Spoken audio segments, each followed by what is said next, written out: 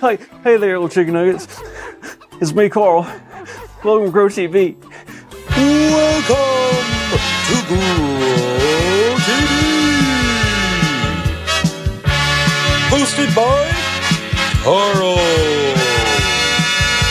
where we have fun with our friends, talk about Jesus, and go over everything the Bible has to offer. Now, once again, welcome to Grow TV. Well, hey, y'all. I'm glad you showed up because I think it's probably the worst day in history. Right after the day I found out where eggs come from.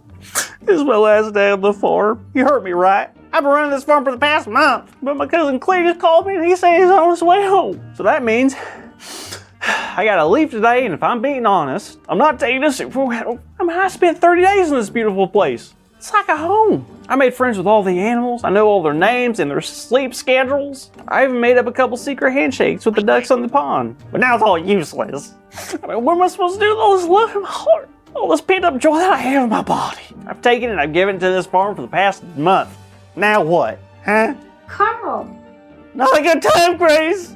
Oh no, wait. Is today the day? Your last day on the farm? Sure is, and I'm an emotional wreck. Oh, Carl, I'm so sorry. That's terrible.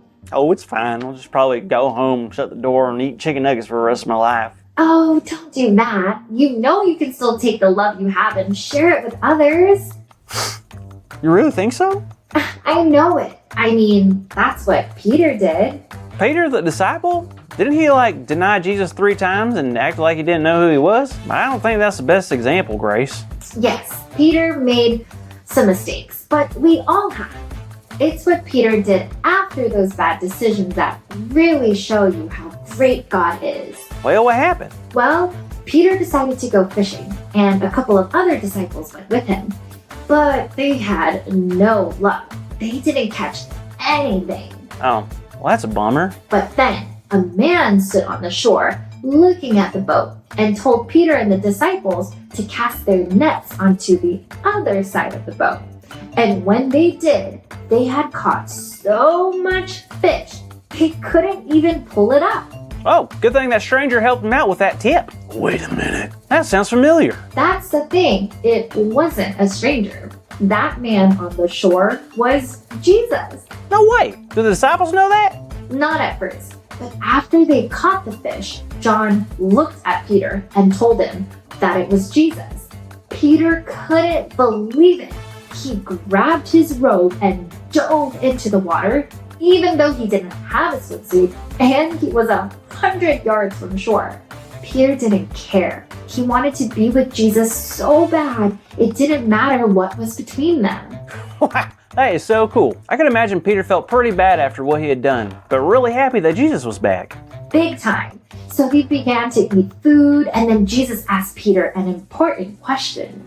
Do you love me? Well, that is a fair question. Peter did abandon Jesus during the most difficult time in Jesus' life. Well, Jesus wasn't questioning Peter's love for him, and he wasn't holding a grudge or anything like that. He knows how much Peter loved him. So Jesus was actually setting Peter up for a very important job. So when Peter said, "Yes, Lord, you know that I love you," Jesus then told him, "Feed my sheep." Whoa, Jesus has sheep. He's like a farmer just like me. Not exactly. You see, Jesus was talking about his children, us, the people on earth that he has created. He wanted Peter to share the love of God with the people in this world. So, not really feed sheep, but more of feeding the people to know the word of God. Oh, that makes sense. So is that what we're supposed to do? You're getting it. Jesus is also telling us to feed his sheep as followers of God. We can't forget that this life isn't just for us. It's for God and for God's purpose. We were designed to worship and share God's love to all those who need it. For all who needs God's love. Isn't that everyone? It sure is. There is not one person on this planet that doesn't need God's love. So it's our job to share it with them and live lives like Jesus did. you are totally right. I think knowing that God has a plan and a purpose for me is going to make leaving this farm a lot easier. I think it will too. And for what it's worth, Carl, I'm really proud of you. And I know you'll do even greater things once you leave the farm. Aw, you really mean that? Of course. When we choose to share God's love today and every day after, there is no telling the things God will do through us. That's awesome! Look out, world! Here comes Carl! Hey, actually, I can't leave yet. My cousin Cleese doesn't get here for like another hour.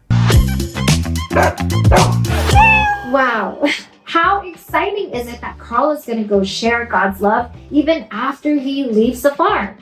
It may not be easy to leave or do things we may not want to do, but God's love makes everything easier. Our big idea today is I can share God's love every day. So let's say it out loud on the count of 3. 1, 2, 3. I can share God's love every day. Perfect! Great job, kids. Thank you so much for hanging out with me and Carl on the farm this week. We hope to see you next week on the next episode of Grow TV. Thank you for watching, and tune in next week for a new episode of Grow TV.